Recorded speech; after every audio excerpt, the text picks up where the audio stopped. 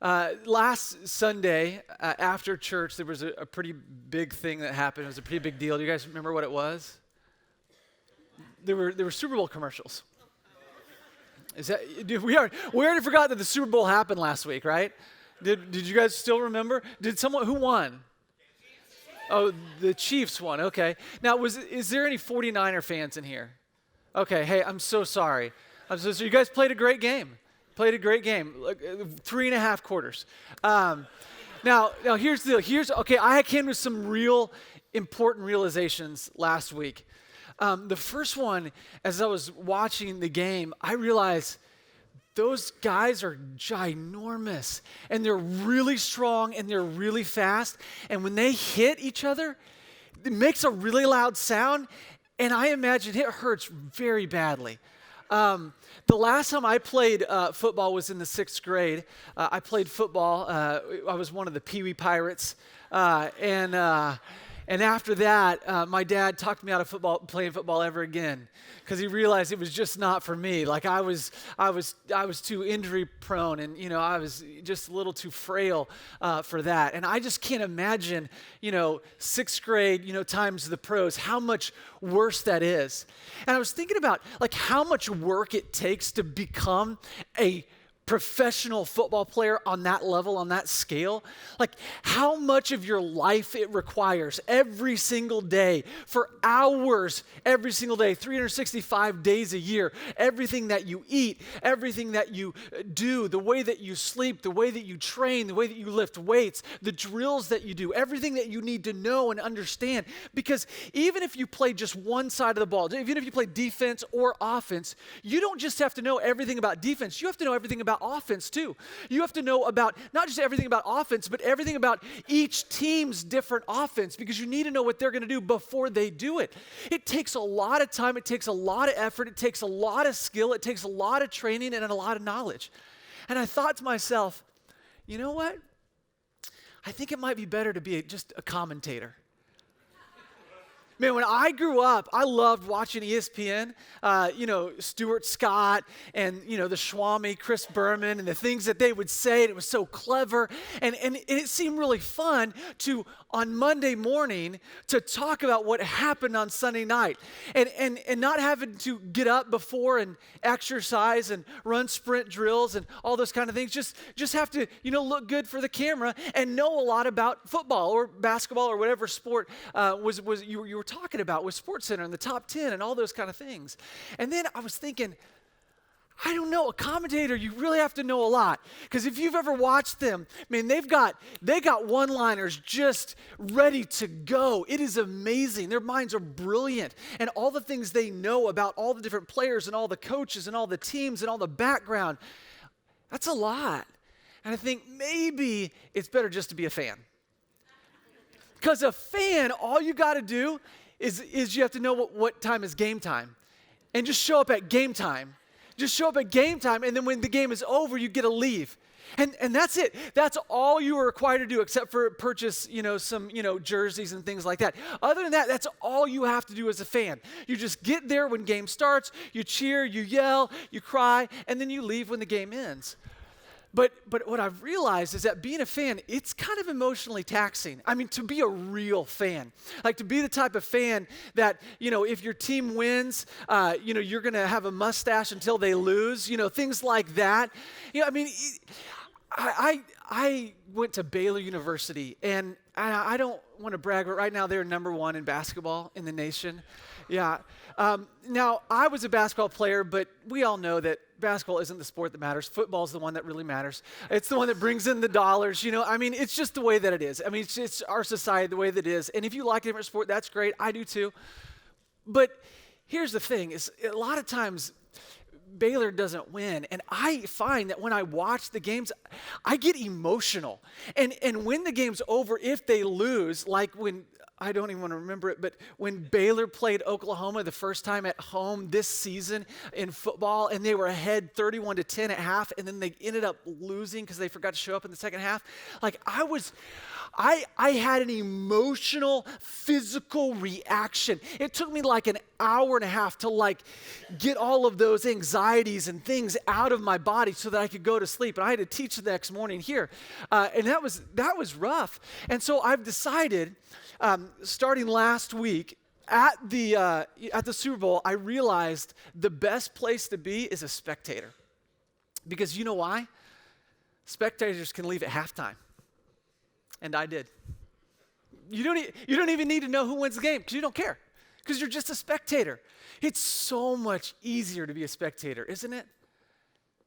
But here's what I realized. There's something that spectators, fans, and commentators all have in common. They don't get to play in the game. They don't get to play in the game. They don't get to have that emotional camaraderie with the players. They don't get to exert themselves the way that the players do. They don't get to hold the trophy when they win. They don't get to cry together when they lose. Like, there's something about being a player versus being a commentator, being a fan, and being a spectator that's different. And I think a lot of times that translates very well to the way that we do Christianity, the way that we do church, particularly in America.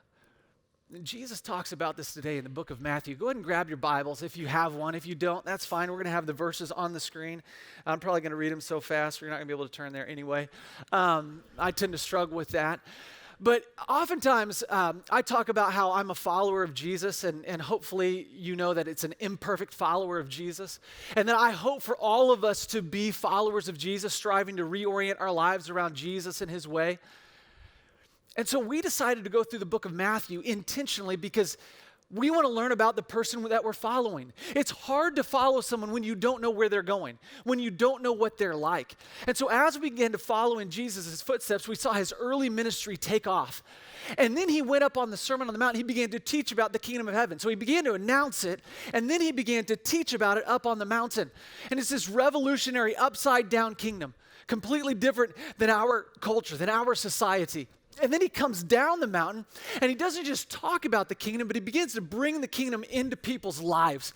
And not just anyone's lives. The first three people that he brings it into their lives are the most excluded, the most overlooked, the most outcast people in that society. He begins with a leper who, as we looked at the Temple Mount, he would have been outside of the city of Jerusalem. He wouldn't have been allowed even in the city gates.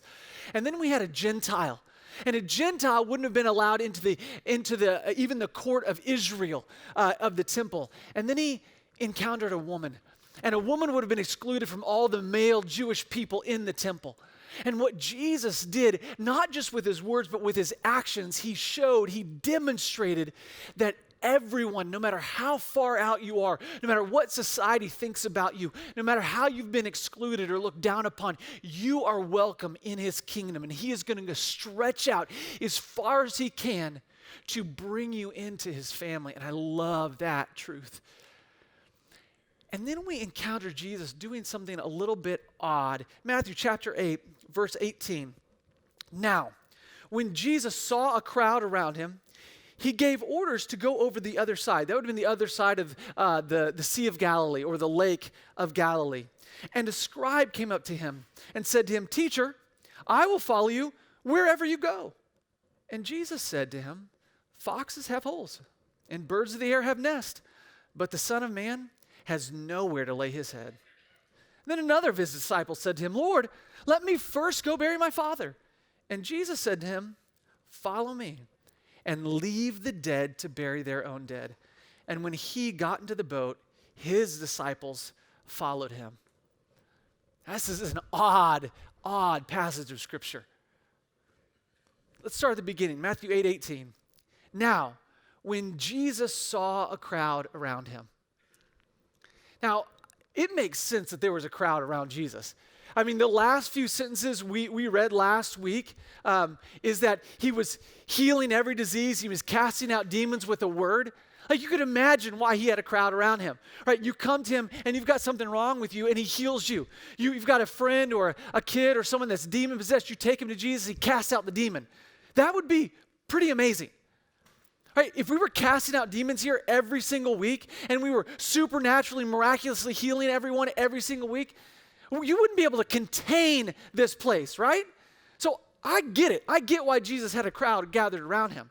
And I think about this. If typically in the way that we think, if we saw a great crowd gathered around us, what might we do? I mean, we might think, how can we make everybody comfortable in here? You know what? How can we package this? How can we market this? This is a big deal. We got a lot of people here. You think if we could take a selfie with all these people and post it, that would be pretty impressive. Maybe we could come up with a strategy to increase it.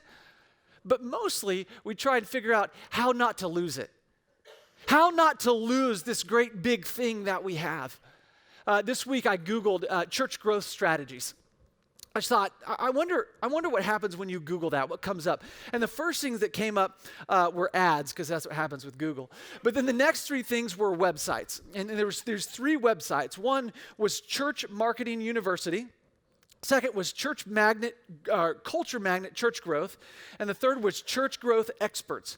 And then there were myriads upon myriads of articles about how to grow your church. Here's some of the titles. Effective Church Growth Strategies, 25 Actionable Strategies for Rapid Church Growth, 10 Budget-Friendly Church Growth Strategies, 7 Things That Will Drive Future Church Growth, 6 Growth Strategies for Successful Churches, growth strategies that work for every church, and so on and so on and so on. Just pages of articles of people writing about how do you grow your church.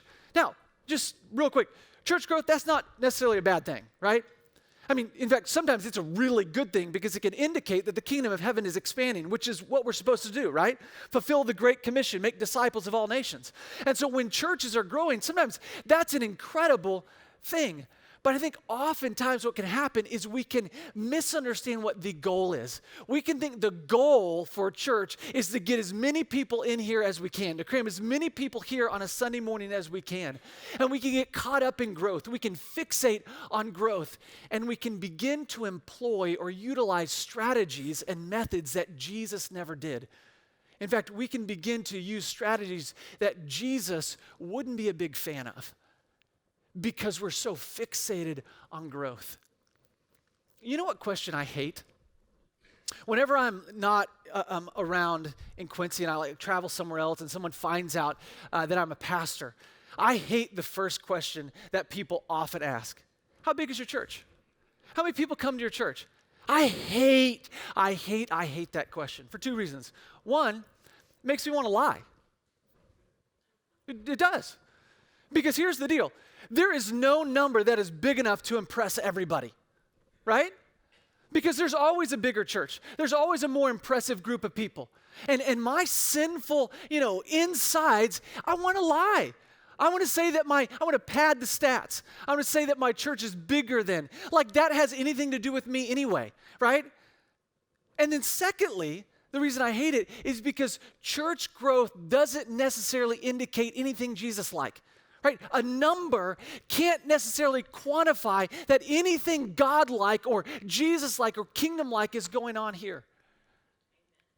I think what happens a lot of times is that we can get caught up in these wrong things, these motivations, these goals that get us to do things that don't look very Jesus-like. We use methods that are anti-Jesus to get people into these seats. Now, church growth is not a bad thing. It can be a really good thing, but I think a lot of times numbers can mask unhealth. And so when Jesus sees a crowd around him, he does something unique. Matthew 8:18. Now, when Jesus saw a crowd around him, he gave orders to go over to the other side. What an odd thing to do. We would never think to do that. Man, there's a lot of people getting here. I better go somewhere else. I better, take off. Like, what in the world?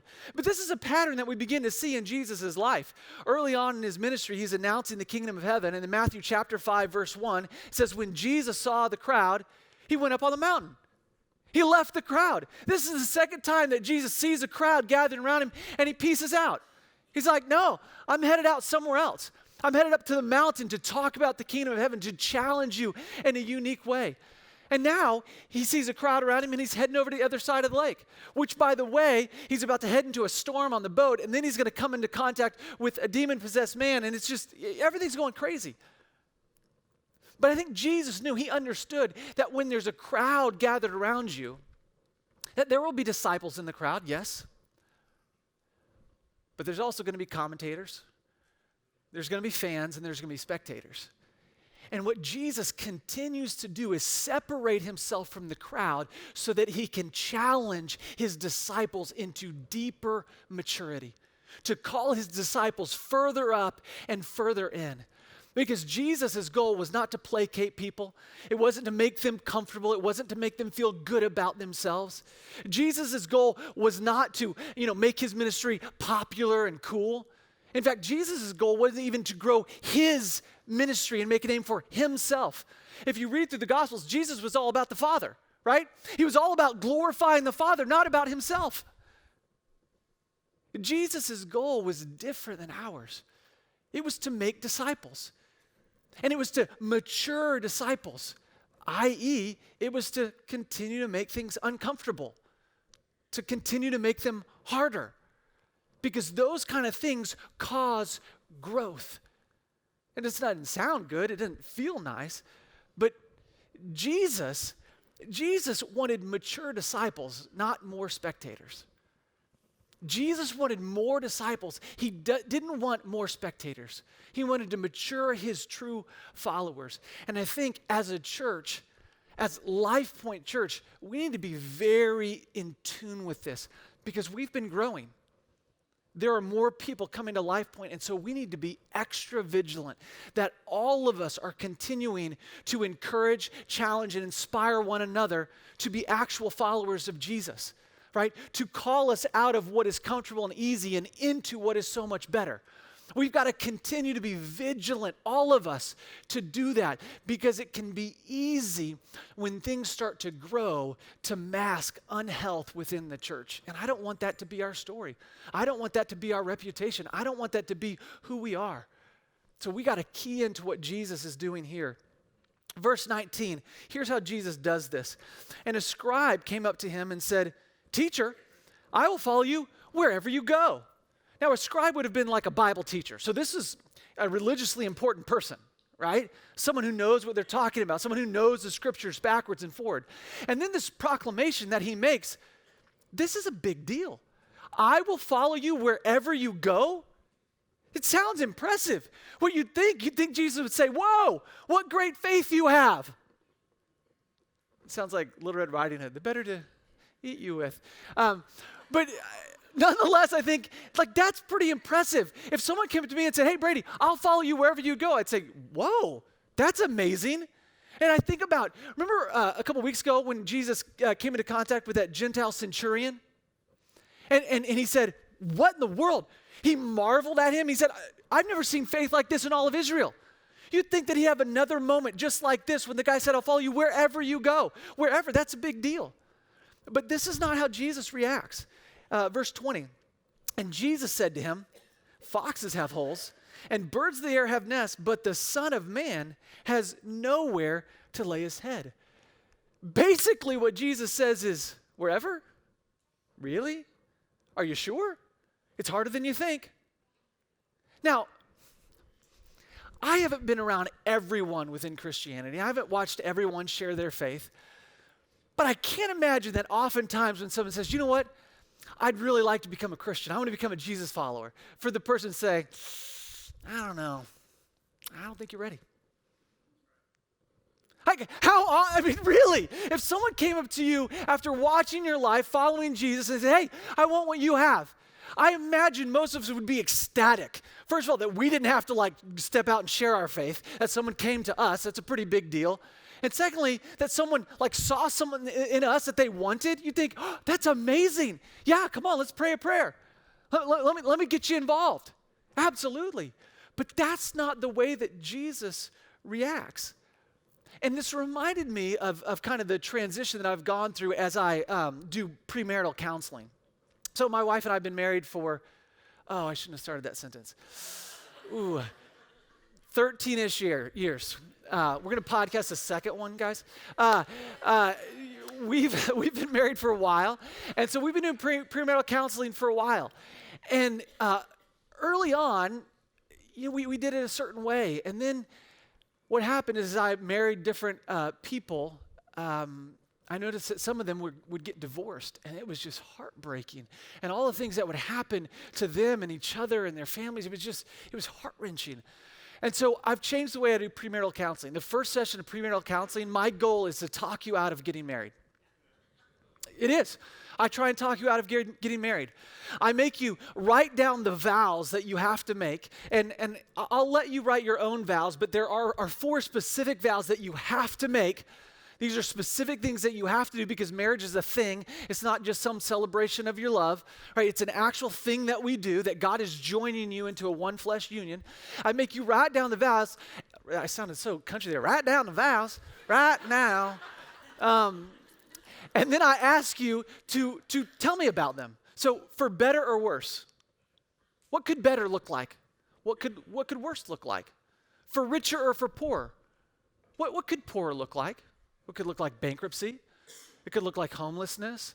What about sickness and in health? What could sickness look like? What could look like the person that you're getting married getting cancer?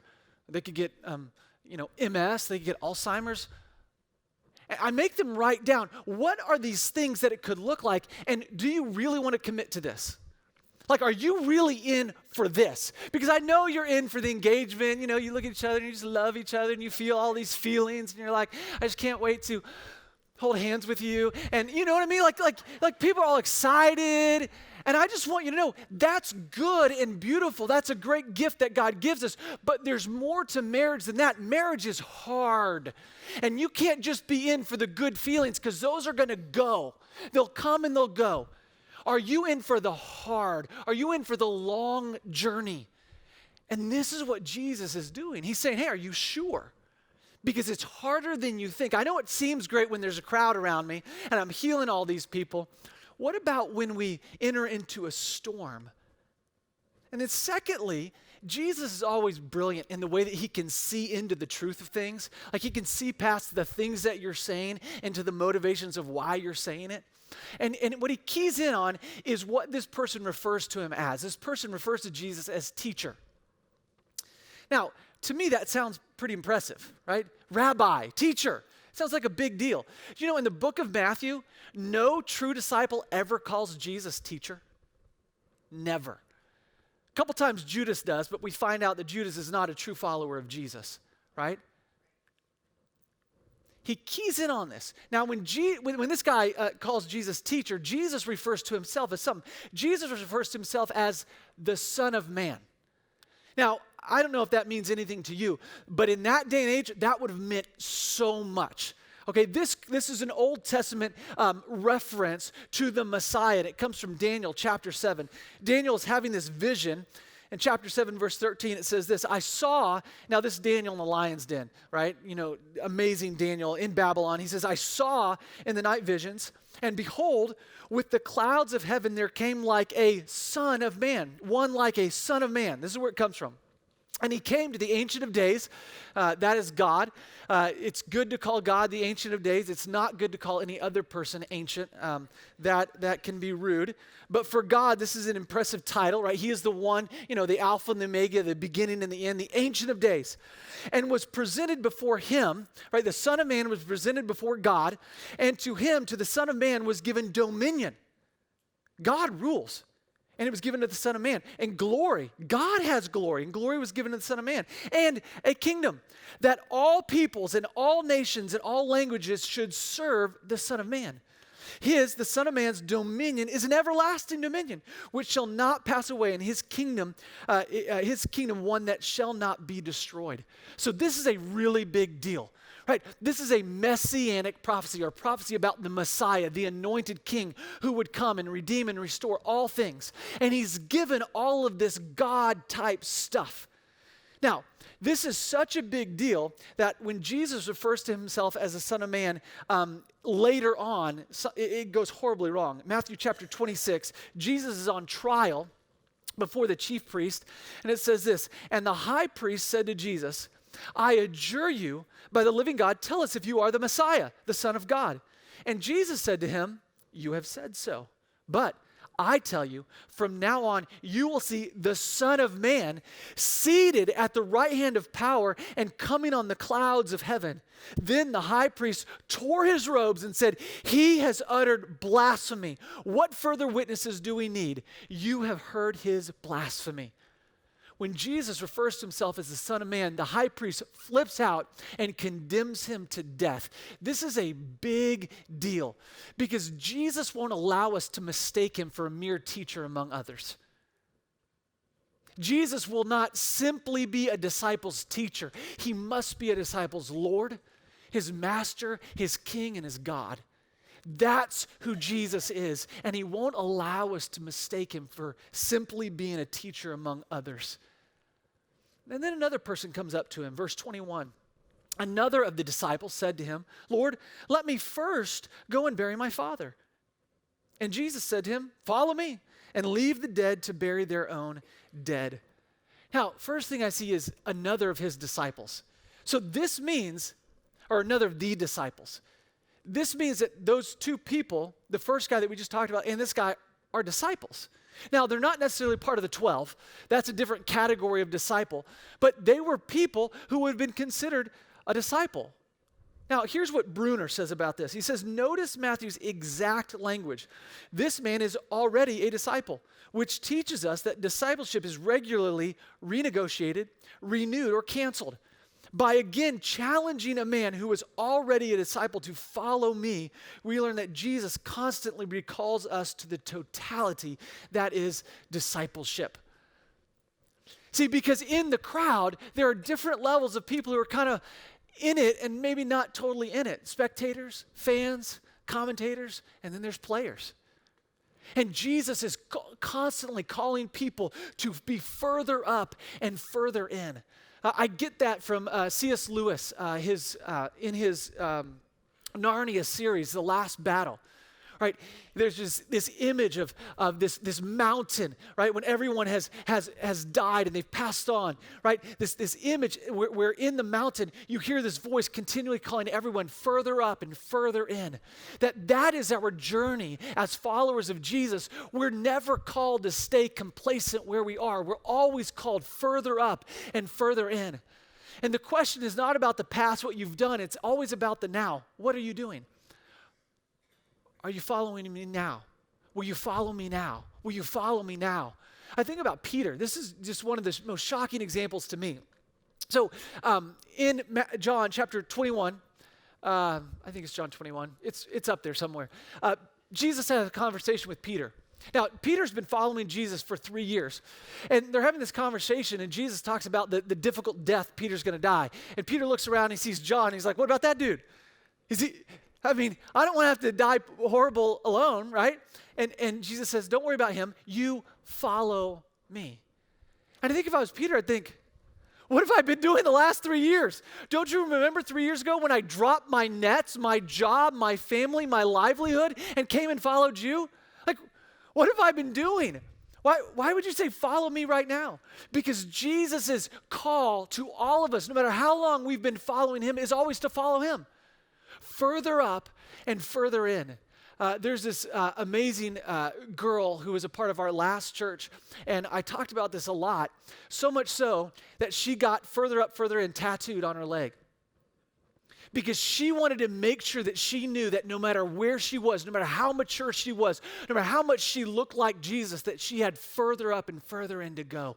That there's always more of Jesus to experience. There's always more of him to be had. There's always more for us to give to the kingdom of heaven. Further up and further in. All of us are being called that way. And now this guy says something unique. He says, let me first go and bury my father. Now, in our day and age, it sounds like his dad has just died, right? In the last couple of days, and they just need to, have a funeral, bury him. Well, within, Jewish system and society and culture, the way that this worked is a person would die and they would be placed in a tomb. Like they'd be prepared, with spices and stuff for burial. They'd be placed in a tomb and they'd be laid in this tomb for a year. And throughout that year, the body would decompose and what would be left are bones. And then after a year, they would come in with an ossuary or a bone box, and they'd place all the bones in this box, and they'd store this little box in a better place so that the tomb was open for another person to be buried in. That's kind of the way that it worked. Now, it's possible that what is happening is that this guy is in this process, that the dad has died, he's in a tomb, and he's waiting for him, the year to be up so he can finish his responsibilities as a son. But based on Jesus' response, and really based on what the guy says, it seems like there's something else going on. Now, the phrase, bury my father, this was a Jewish idiom, right? It was an expression or colloquialism. It was something that they said that had deeper meaning. And here's what R.T. France says about this. To bury one's father is a standard idiom for fulfilling one's filial responsibilities or family responsibilities for the remainder of the father's lifetime. Now get this, with no prospect of his imminent death. So really what this guy is saying, here's the deal, Jesus. My dad hasn't died yet, and I can't get the family inheritance till after he's died, and so I want to wait on that. And after that happens, then I will go follow you. And Jesus picks up on this because the guy says, let me first go bury my father. Right? The priority in his life is family responsibilities. The priority in his life is likely a financial motivation, not Jesus and discipleship to him. And Jesus says, following me requires me to be your number one priority. Now, this is a big deal. It's a big deal because in the Old Testament, there was a pretty famous prophet named Elijah. And Elijah was about to pass on his mantle. And here's what happened. 1 Kings chapter 19, verse 19. Elijah departed from there and he found Elisha. Now this is the guy that's going to take over for him. He found Elisha, the son of Shaphat, who was plowing with 12 yoke of oxen in front of him, and he was with the 12th. Now Elijah passed by him and cast his cloak upon him. And this would have been Elijah saying, hey, you're the guy that I want to follow in my footsteps. You're the guy that I want to be my disciple, and I want you to take on, my mission after I leave. And lays his cloak on him. And Elisha left the oxen and ran after Elijah and said, wait, let me first, he didn't say first, but it's basically what he's saying, let me kiss my father and my mother, and then I will follow you. And what does Elijah say? He says to him, go back again, for what have I done to you? So Elijah, who's probably the most important prophet in the book of Kings, 1st and 2nd Kings, right? In the time of the prophets, probably the most important focal prophet that there was. When he called a guy to follow him to take on his mantle, the guy said, wait, let me go back and say goodbye to my family. And Elijah said, okay, fine. And so when Jesus says, no, discipleship to me is more important than discipleship to Elijah. Following me is more important than following Elijah, that great prophet of the Old Testament. Carrying on my mantle is more important, needs to take a greater priority than Elisha had for even Elijah.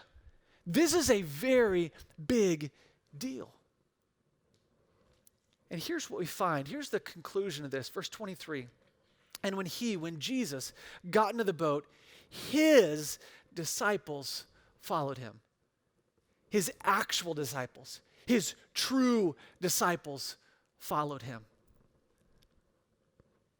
I was having a conversation with Jay the other day. We were having lunch together, and he asked me, what was it that got me so passionate about the term Jesus follower and being with Jesus, becoming like Jesus, and partnering with Jesus? What happened? And so here's what I shared.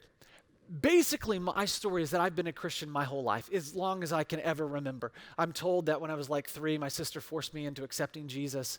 And then I prayed the prayer 7 or 8 times because I was afraid of hell. And, it's kind of that story, as you grow up. And I've just basically always been a Christian.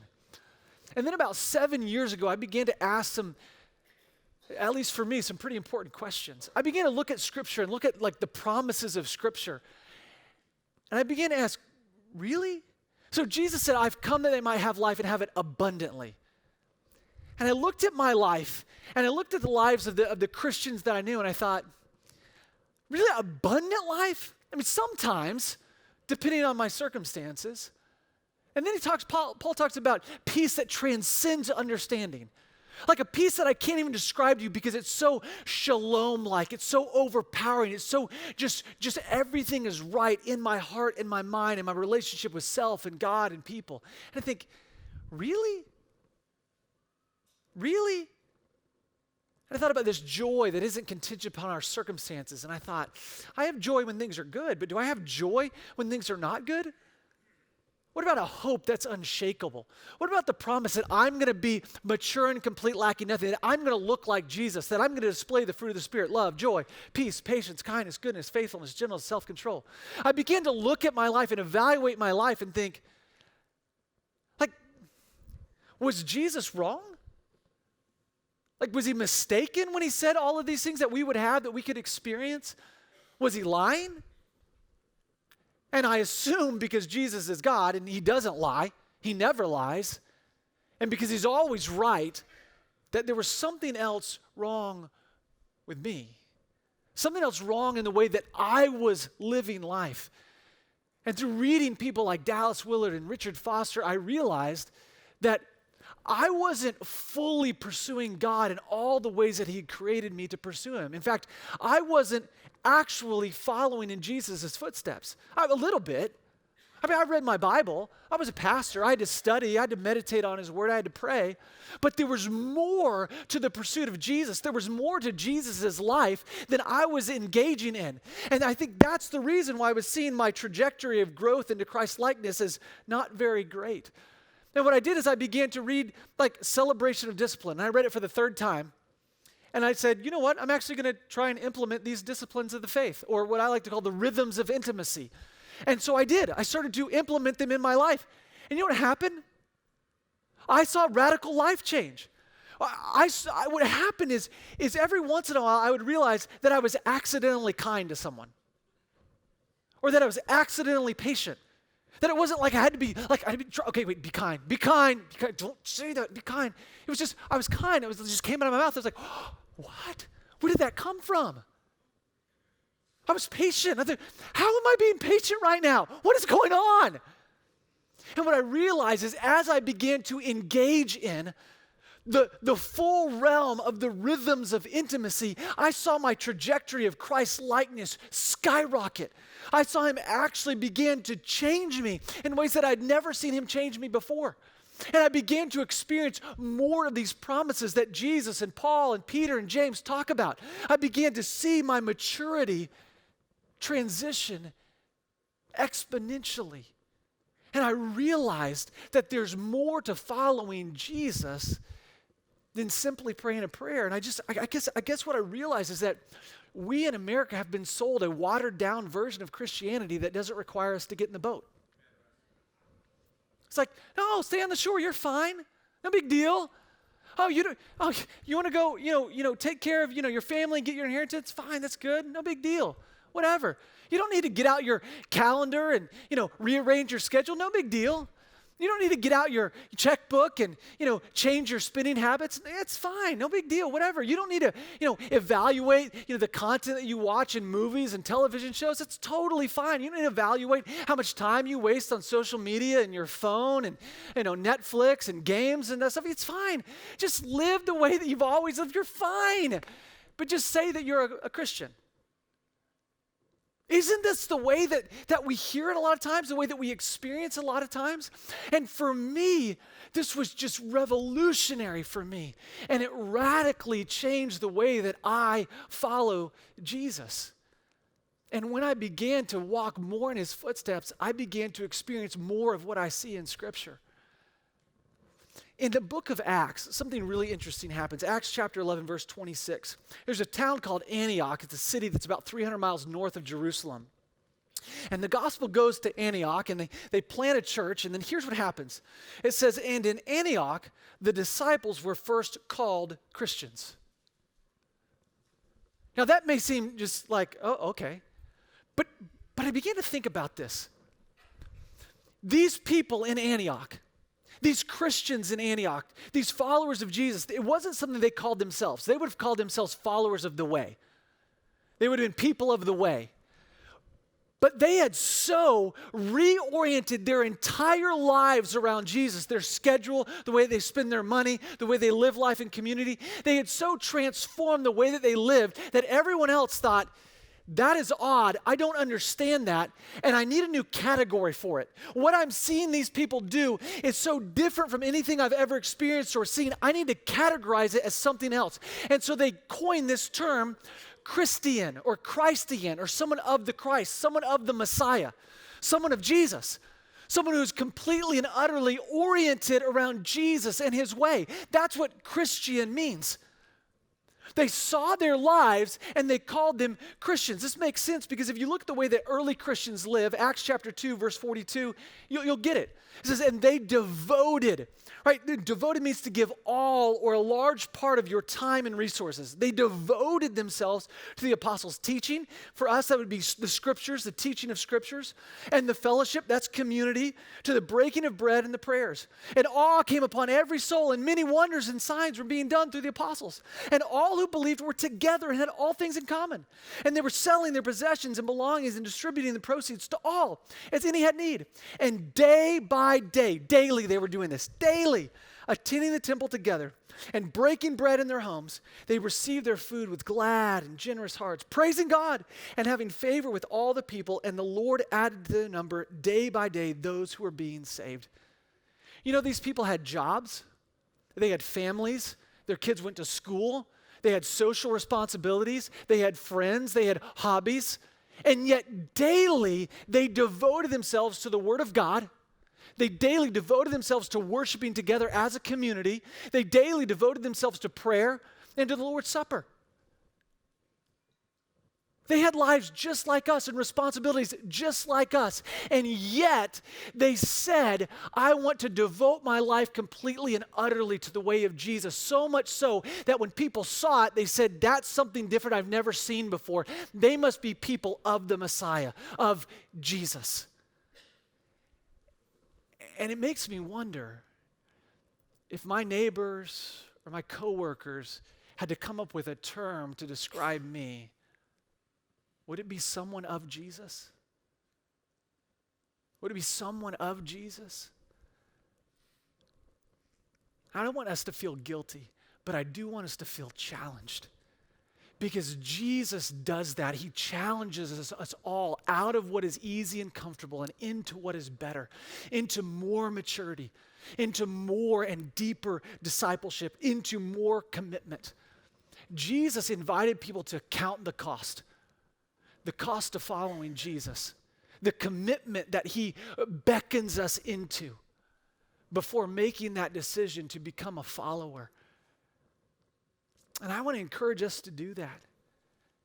I want to encourage us to evaluate what would your neighbors and coworkers say about you? And how can you now answer the call of Jesus into further up and further in? Maybe you look at your life and you feel like, I don't experience the promises of Jesus. I don't experience the maturity, the fruit of the Spirit like Jesus and Paul and James and Peter talk about. In business, they say that your system is perfectly designed to give you the results that you're getting. Your system is perfectly designed to give you the results that you're getting. So if you don't like the results, you need to change the system. There is a way that leads to abundant life. There is a way that leads to a peace that transcends understanding. There is a way that leads to joy that isn't contingent upon our circumstances. There is a way that leads to hope that is unshakable. There is a way that leads to maturity into Christ, into Christ's likeness, into the fruit of the Spirit, into a life that naturally, even accidentally at times, is loving, joyful, peaceful, patient, kind, good, gentle, self-controlled. And it's the way of Jesus. It's following into his footsteps. But it requires us to leave the shore and to get into the boat and completely reorient our lives around Jesus and his way. Jesus isn't looking at you and he's mad at you. He's looking at you lovingly, longingly, saying, I want you to leave the way of the dead.